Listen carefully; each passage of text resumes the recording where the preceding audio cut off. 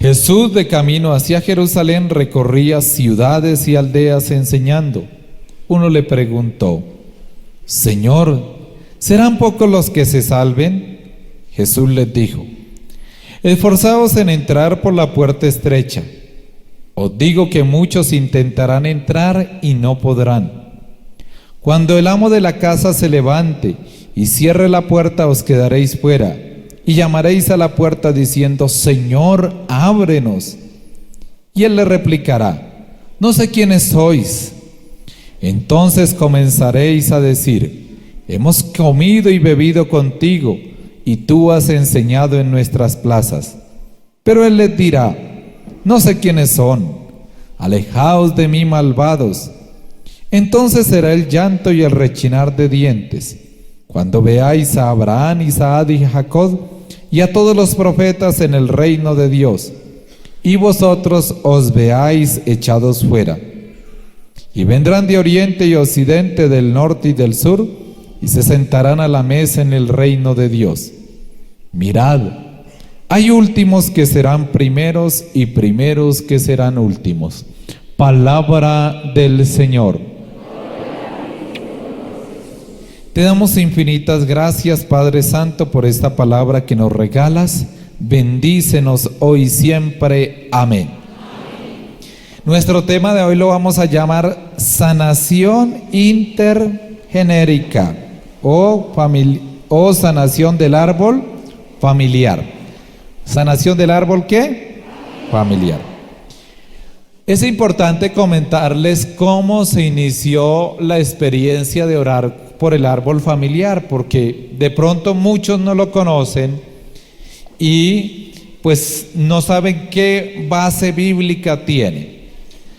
Un médico que se llama el doctor Kenneth McCall era protestante y él era médico, pero él comenzó en un viaje que fue a la China. Comenzó a darse cuenta que había personas que tenían problemas mentales y las personas le hacían unos rezos y hablaban de espíritus que les producía eso. A él le llamó eso mucho la atención, regresó a Inglaterra y se puso a estudiar muchos casos de personas, sobre todo de esquizofrenia. Y entonces él se dio cuenta que muchos comportamientos de las personas eran muy parecidos a los de sus familiares que habían fallecido. Y cada vez que él iba investigando encontraba muchas cosas parecidas, como que personas que se enloquecían para una misma fecha y otros había ocurrido, personas que morían de manera trágica, el tío, el papá, el abuelo, el bisabuelo, el primo. Y a él le fue inquietando esto, hasta que hubo un caso que fue el que más le llamó la atención.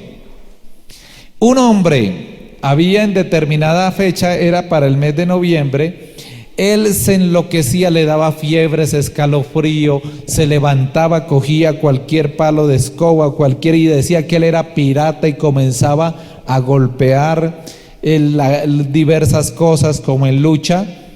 Y después de que pasaba unos meses volvía y quedaba bien. Entonces, cuando él comenzó a indagar en el árbol familiar, se dio cuenta que había un familiar que había muerto de una enfermedad grave, de una infección que le producía alucinaciones y todo eso, y había muerto para esa fecha. Como este hombre era protestante, a él le costó muchísimo pensar en orar por los difuntos, porque ustedes saben que las iglesias protestantes manejan la idea de que no existe el purgatorio, que eso no es real, que la persona se muere o va al infierno o va al cielo. Sin embargo, él pidió que ofrecieran oraciones. Y al ofrecer oraciones, el hombre nunca más volvió a tener los ataques mentales que le daba y se curó. De manera que él siguió haciendo eso y tiene más de 1000 casos certificados de problemas de esquizofrenia, problemas mentales, donde se han curado a través de la oración. Entonces, ¿qué es la sanación del árbol familiar? Es orar por nuestros familiares para que las tendencias que vienen en nosotros, malignas, cesen. Es decir, que él lo que se dio cuenta es que nosotros no heredamos solamente la parte biológica, sino que también heredamos cualidades y tendencias al pecado, tendencias malas que nos afectan sin que nosotros queramos. Y aquí viene algo que es importante, una palabra que a veces la usamos mal, lo que nosotros llamamos atadura. Vamos a acordarnos qué es una atadura. Una atadura es una tendencia inconsciente a repetir una conducta negativa. Van a repetirlo conmigo, ¿es una qué? Tendencia inconsciente a repetir una conducta negativa, que viene normalmente por generación.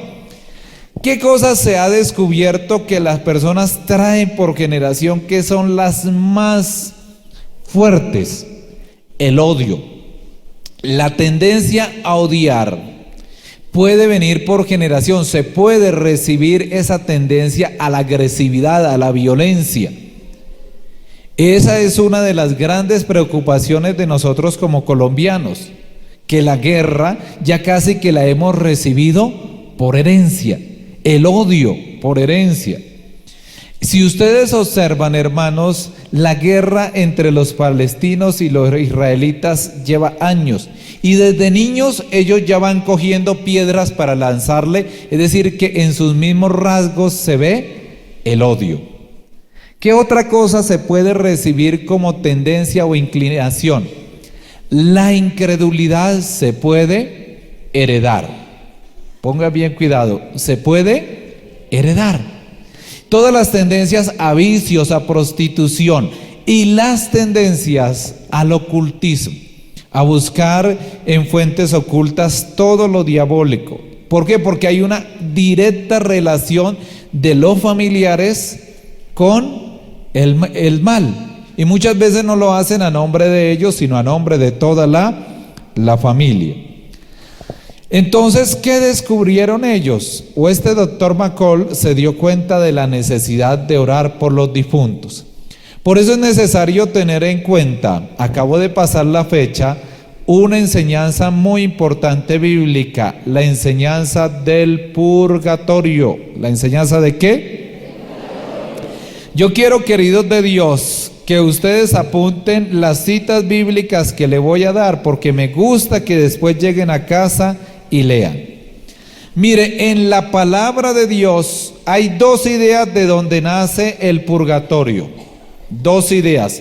La primera, sin pureza y santidad es imposible ver a Dios. Vamos a repetir eso. ¿Sin qué? Nadie podrá ver a Dios, dice la palabra de Dios en el libro del Apocalipsis capítulo 21, 27 y Apocalipsis 14, 5. Dice, no entrará en ella nada profano, ni depravados, ni mentirosos. Solo entrarán los inscritos en el libro de la vida. Palabra de Dios. ¿Qué nos está diciendo? Que quienes entren a la presencia de Dios son los inscritos en el libro de la vida. El libro de la vida es el momento en el cual usted se bautiza, se hace parte de la eternidad. Por eso con el bautismo se recibe la vida eterna. En Hebreos 12, 14 dice, seguid la paz con todos y la santidad, sin la cual nadie verá al Señor. Entonces, sin santidad nadie verá ¿a quién? A Dios. Entonces, eso es claro. Para entrar plenamente en la presencia de Dios se necesita vivir una vida santa. Una vida santa. Pero la palabra de Dios también nos dice que cuando una persona muere, Dios da a cada uno según sus obras. Romanos capítulo 2, versículo 6. Dice en ese texto de la palabra de Dios, dice que Dios da a cada uno según sus obras.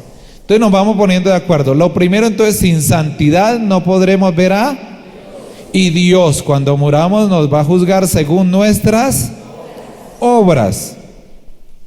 Vea lo que dice el Catecismo de la Iglesia en el numeral 1054. Los que mueren en la gracia y amistad de Dios, pero imperfectamente purificados, aunque están seguros de su salvación eterna, sufren una purificación después de su muerte, a fin de obtener la santidad necesaria para entrar en el gozo de Dios. Ese es el resumen del purgatorio. Entonces, ninguno de nosotros morimos tan santos que de una vez vayamos al cielo. Entonces necesitamos vivir una experiencia de purificación. El purgatorio entonces es un lugar de sanación después de la muerte. Grábese eso, es un lugar de sanación después de la muerte. Es una presencia gloriosa de Dios. Entonces el que va al purgatorio está salvado, pero no ha entrado plenamente en la presencia de Dios. No ha entrado. Mire, aunque somos perdonados y vamos a ir al cielo, entonces no estamos completamente abiertos al amor de Dios. A un santo se le permitió como tratar de percibir cómo era esto. Entonces él percibía que las personas, Dios estaba en su trono majestuoso y las personas se iban acercando porque les parecía todo hermoso, les llenaba, era tan hermoso que ellos se acercaban. Pero en la medida en que ellos se iban acercando más a Dios, ellos iban viendo sus pecados, iban viendo que su presencia, digamos, de manera verbal, como su traje espiritual, era desagradable, era feo. Entonces sentían vergüenza y se iban apartando. Y es por eso la necesidad de la purificación. Esto tiene textos bíblicos que nos ayudan a entenderlo. Malaquías 4:1 dice: he aquí que viene el día ardiente como un horno, y todos los soberbios y los que hacen maldad serán estopa. Aquel día que vendrá los abrazará. Palabra de Dios. Pero no nos imaginemos un fuego como cuando uno ve los cuadros de la Virgen del Carmen que está sacando las almas allá, y eso algunas tienen unos ojos todos feos. No, el fuego aquí simboliza el amor de Dios. Oiga bien, ¿el amor de quién? Entonces ese fuego es Dios que quiere curar a esa persona. Por eso les decía que es un lugar de sanación. Pero a la vez que Dios quiere curar, eso duele. Cuando usted tiene una herida en la piel y le van a hacer toda la limpieza, pues mientras le están haciendo eso duele. Por eso, a eso que nos duele lo llamamos purificación. ¿Cómo se llama? Porque siempre hay alguna cosa que nosotros no le queremos dar a Dios. Por eso es que en Hebreos capítulo 12, versículo 29 dice la palabra de Dios: nuestro Dios es un fuego consumidor. ¿Nuestro Dios es un fuego qué? Mire, todo católico está obligado a creer el dogma del purgatorio. Es un dogma de fe que se dio en el Concilio de León y Florencia en el 26 de febrero de 1434. ¿Qué dice ese dogma? El purgatorio existe, no es un lugar. Los vivos pueden orar por los difuntos. Entonces, ¿qué dice el dogma? El purgatorio existe, no es un lugar, y los vivos pueden orar por los difuntos. Mire, en el Nuevo Testamento hay muchos textos de la palabra de Dios que nos insisten en que el purgatorio, o que todos nosotros vamos a vivir una purificación después de muertos. A ver, levanten la mano los que creen que van a ir al purgatorio, que creen que van a ir al purgatorio. Ahí sigan aspirando al purgatorio y terminan en la paila mocha. Hay que aspirar al cielo. Vea lo que dice la palabra de Dios. Oiga bien, Primera Corintios capítulo 3, versículos del 10 al 15. Vamos a leerlo despacio. Primera Corintios, ¿qué?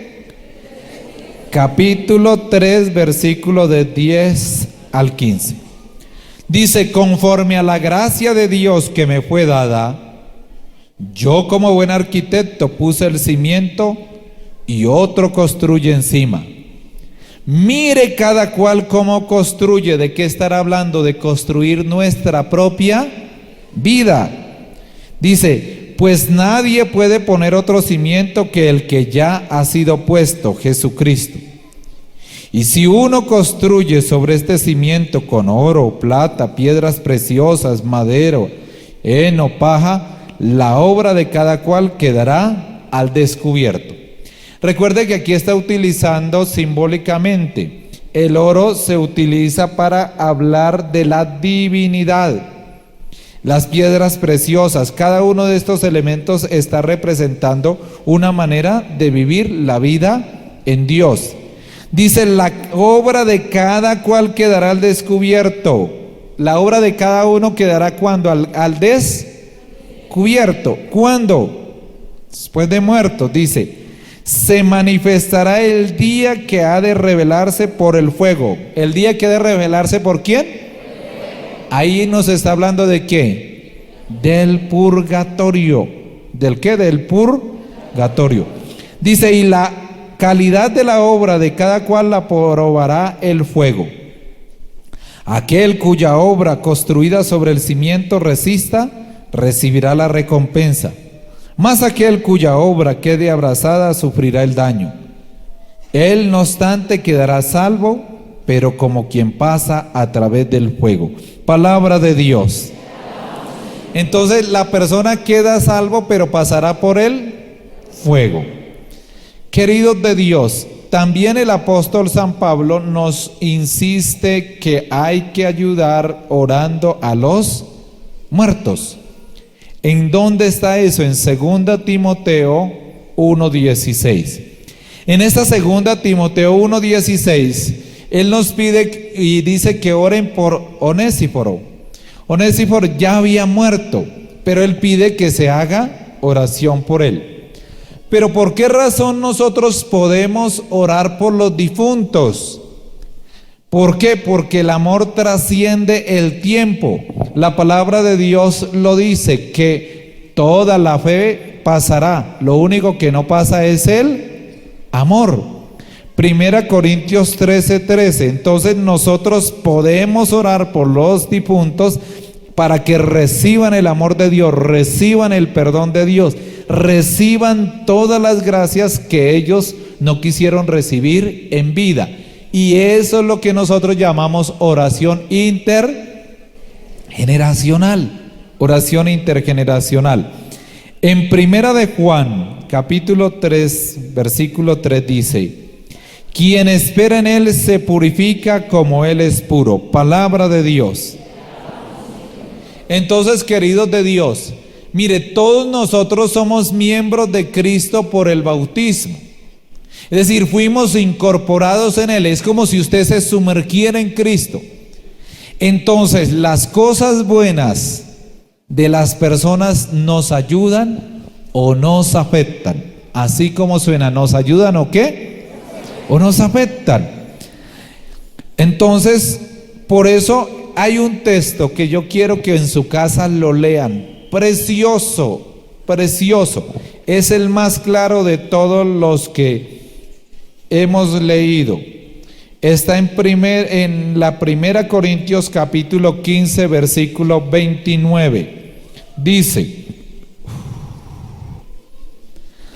de no ser así, ¿a qué viene el bautizarse por los muertos? Si los muertos no resucitan en alguna manera, ¿para qué bautizarse por ellos? Palabra de Dios.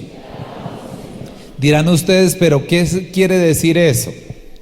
Era una práctica que consistía en utilizar las oraciones del bautismo para ayudar a los difuntos. Era eso. Las oraciones del bautismo, lo que se hacía, la utilizaban para orar por los difuntos.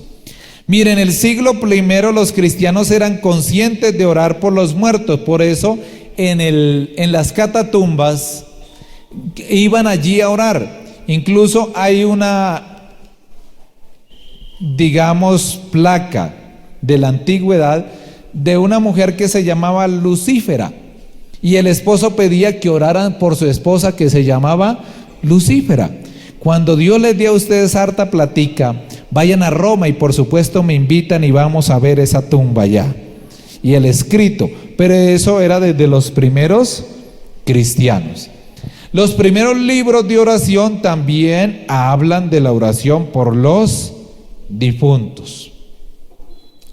Ahora voy a testimonio de esto, de cómo nosotros podemos recibir tendencias no deseadas generacionalmente. Voy a narrarle algunos casos que yo he tenido de oración. Hace mucho tiempo, no mucho tiempo, pero sí un buen tiempo, una señora llevaba 18 años en los grupos de oración.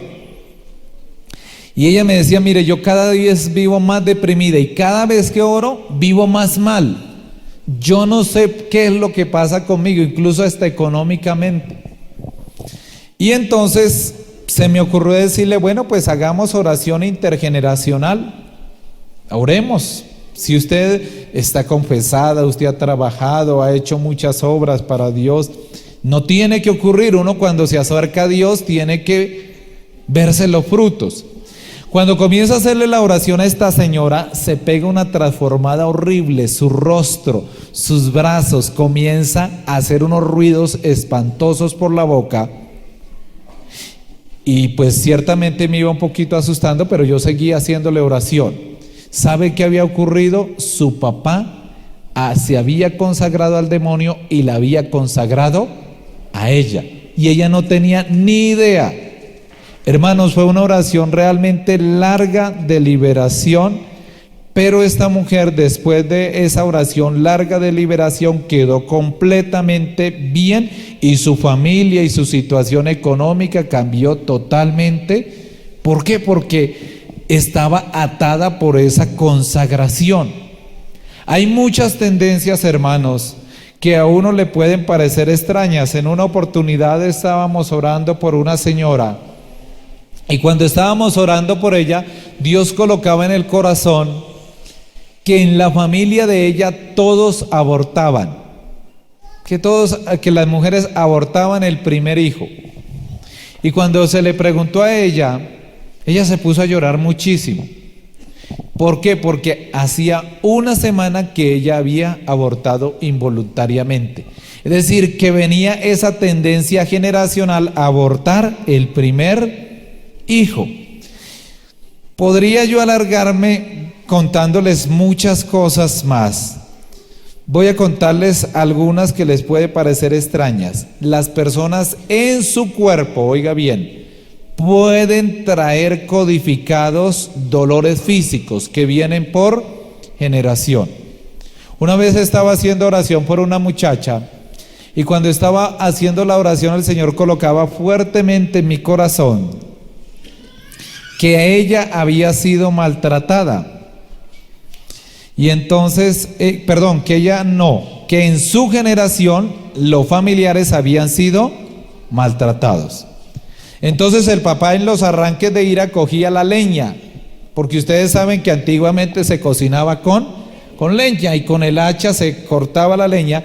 Pues este señor cogía así del garrote y apenas les pegaba, como no toda la leña quedaba bien cortada, le sacaba los pedazos de la piel. Cuando le estaba haciendo oración a esta persona, ella misma comenzó a llorar y le dolía su cuerpo. Y todos en su casa sufrían dolores de espalda. Yo sé que esto que les estoy contando es difícil, ustedes de pronto creerlo. Yo también hacía la oración intergeneracional porque a mí me hicieron la oración. A algunos se lo he contado cómo fue. Cuando a mí me dijeron queremos hacerle la oración y hay ataduras generacionales, usted tiene tendencias, uno puede traer. Yo leí el libro y contaba testimonios, muchos testimonios de personas que habían abortado, personas que me acuerdo mucho de un caso, aún todavía del libro, se lo recomiendo, se llama Sanación Intergeneracional del padre Robert de Grandis. Es un libro muy bueno, ojalá todos lo leyeran. Y yo lo leí, me acuerdo mucho, que uno de los casos que más me llamaba la atención era de unas mujeres que eran muy bonitas. Y entonces ellas salían a la calle y los hombres sentían unas ganas irresistibles y iban y le agarraban la cola. Y ellas se sentían mal, porque siempre los tipos era tocarle la cola o a mandarle la mano a los senos y se sentían avergonzadas y eran unas mujeres piadosas. Cuando ellas comenzaron a indagar, se dieron cuenta que ellas en su árbol familiar habían tenido familiares que habían sido prostitutas. Entonces ahí se había creado una tendencia a que los hombres las trataran como si fueran prostitutas. Recuerdo también otro caso que contaban ahí, de una persona que tenía la costumbre de comer y comer y comer así, pero compulsivamente. Y cuando comenzaron a hacerle la oración intergenérica, se dieron cuenta que los antepasados habían caído en la cárcel y muchos de ellos habían muerto de hambre. Y esas personas nunca se habían no se había orado por los que habían muerto con hambre, entonces los vivos habían creado esa tendencia a comer de gula, así es desaforadamente. Pero yo les voy a contar lo que a mí me sucedió cuando comenzaron a hacer la oración. Siempre se hace una oración de protección, como la hicimos al principio, porque uno no sabe qué puede encontrar en el árbol familiar, si hubo prácticas malas en la familia. Hicieron la oración de protección, me ungieron con aceite, la frente, los ojos, los oídos, la boca, y comenzaron a orar. Y recuerdo mucho que cuando comenzaron a orar por la quinta generación, ya en ese tiempo el Señor me había regalado el carisma de visión, es decir, que Dios le permite a uno percibir. Entonces yo cerré los ojos y yo sí veía cosas raras, oscuras, feas, como diabólicas, y comenzó a darme desesperación, molestia. Yo quería levantarme la silla, me dolía la cabeza, una incomodidad terrible. La señora seguía orando y me decía: ore por sus antepasados, porque hubo muchas prácticas ocultas. Usted tiene generación que fueron negros. Y entonces yo comencé ahí a dudar y yo dije: negros. Y yo me miré y me puse a pensar en mis hermanos. No, en mi casa no hay ningún negro. ¿De dónde salió esta con esa locura? Siguió haciendo la oración. Al fin terminó la oración y a mí se me quedó eso del cuento de los negros. Y aquí pues hoy en la misa está uno de mis hermanos y él puede decir que es cierto. Pasó el tiempo y una vez llegó a visitarnos un tío de mi mamá. Tenía 94 años, creo, y hasta con un nombre bien curioso, el tío Delfín. El tío Delfín.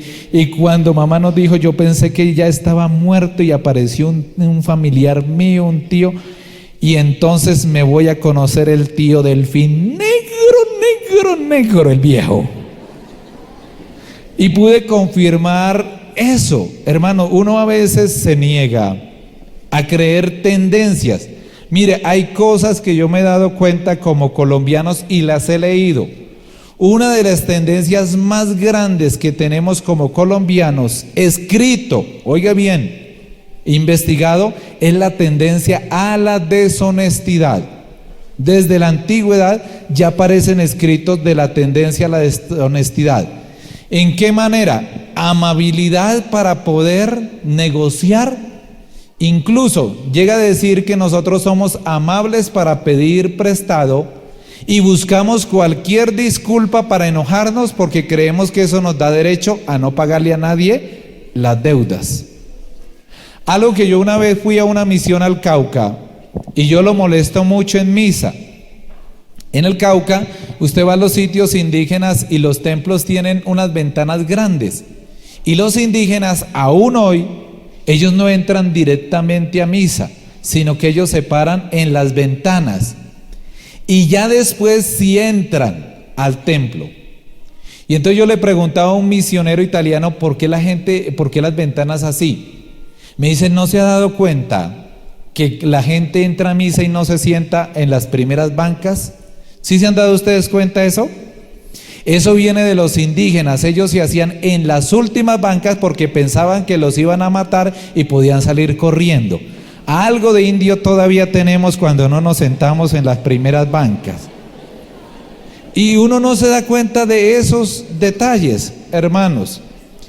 Es tan importante, vea, hay una tendencia, porque en muchos lugares hay tendencia a la pereza. Algunos, ay, verdad. Porque cuando llegaron los españoles, recuerden que ponían a trabajar a las personas y no les daban nada a cambio, es decir, no tenían ningún tipo de estímulos.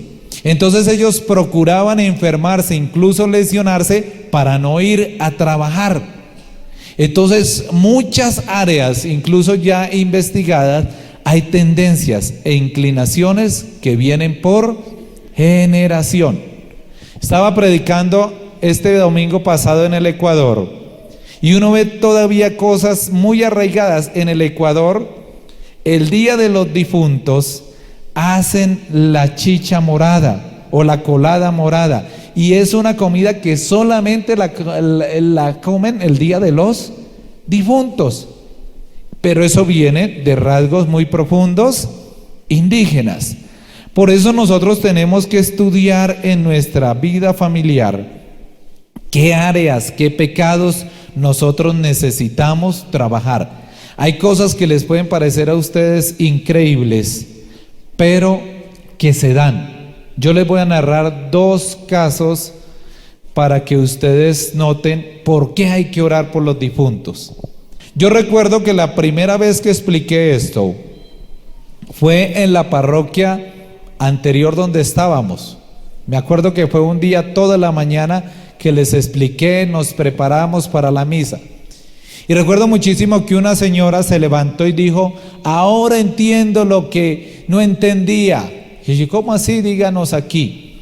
Dijo, yo he tenido muchos sueños y se me aparecen mis hermanas y me dicen, usted es la única que nos puede ayudar. Y dice, y muchas veces lo he soñado, pero yo no sabía cómo. Porque yo pensaba, dijo ella, que el orar por los difuntos era un negocio de los curas. Esa era la mentalidad de ella, hermanos, y esa puede ser la mentalidad de muchos de nosotros. Por eso que les digo, no aspiren a ir al purgatorio, porque nunca vamos a salir con lo poco que oran las personas hoy en día por los difuntos. De allá no saldremos porque no oran. Mire, por eso es que la Virgen en Fátima nos dio una oración. ¿Se acuerdan cuál es la oración al final? Oh mi buen Jesús, perdona nuestros pecados, líbranos del fuego del infierno, a todas las almas. Eso, ¿por qué? Porque nosotros no hacemos oración por los difuntos. Oiga bien, no hacemos oración por los. Finalizo con 2 cosas, queridos de Dios. Una vez en Villavicencio pasó exactamente lo mismo. Mataron a 2 personas al frente del batallón. Oiga bien. Y los soldados le pasó exactamente lo mismo. Se enloquecían, se golpeaban. Era algo anormal. Me llaman que qué podía hacer. Yo les dije, hay que ofrecer Eucaristía por los que mataron allá, así no los conozcan, y las personas que están vivas, así son liberadas. El caso que a mí más me impresiona es este que les voy a contar, por algo que hoy en día está de moda. Hace años me llegó una mujer, me acuerdo mucho que trabajaba, no sé si era en el ejército, el DAS, y me dice, tengo un problema muy grande, estoy deprimida, quiero matarme. Digo, ¿por qué? Me dice, mi compañera se me fue. ¿Cómo así mi compañera? Dijo, vea, la verdad es que yo tengo problemas de lesbianismo. Y durante 18 años he vivido con una muchacha, con mi amiga, y se me fue y yo esto no lo soporto. Yo sé que esto no está bien y estoy hasta confundida. Algunos sacerdotes me dicen, pues, hermana, si usted no puede con esa situación, viva, al fin y al cabo nadie se va a dar cuenta y nadie sospecha de dos mujeres viviendo juntas. Otros me dicen que yo estoy mal, que estoy en pecado. Y otros me dicen, no, pues quédese así, o no me dicen nada. Y realmente ella tenía una tristeza muy grande. Y entonces se me dio por preguntarle, ¿y en su casa no hay ninguna otra persona que tenga problemas de lesbianismo? Me dice, mi hermana, pero ella no sabe que yo soy lesbiana. Bueno, a mí me impresionó esto y le hablé de la oración intergenérica. Le dije, mira, esto puede venir por generación y puede ahí estar la explicación a esa tendencia suya. Esta mujer aceptó que le hiciéramos la oración y comencé a hacerle la oración quinta, cuarta, tercera generación. Me acuerdo que cuando llegué a la tercera generación, cerré los ojos y estaba orando y el Señor colocaba en mi corazón claramente qué había sucedido. Resulta que las mujeres estaban en su casa, en su hogar, y los esposos llegaban borrachos a buscarla sexualmente, sin mercado, sin nada, así bonitos, vomitados como llegan muchos. ¿Y quién va a besar un borracho así maloliente? Entonces ellas se negaban. Entonces, como ellas se negaban, los tipos comenzaban a patearlas los senos, los órganos genitales, a cogerlas del cabello y así las obligaban a tener relaciones sexuales. Cuando yo comencé a decirle esto a esta mujer, porque iba yo orando con los ojos cerrados, le dije, ore por su generación, en la tercera generación hubo esto y esto y esto, y yo seguía orando. Cuando abro los ojos, esta mujer le dolía los senos, le dolía la espalda, le dolía todo su cuerpo y lloraba intensamente. Ahí es donde yo le digo que ese dolor, esas tendencias pueden haber quedado grabadas en nuestro propio cuerpo generacionalmente. Terminé de hacerle la oración, hermanos, y hasta el día de hoy es una mujer feliz y perfectamente normal para la gloria de Jesucristo.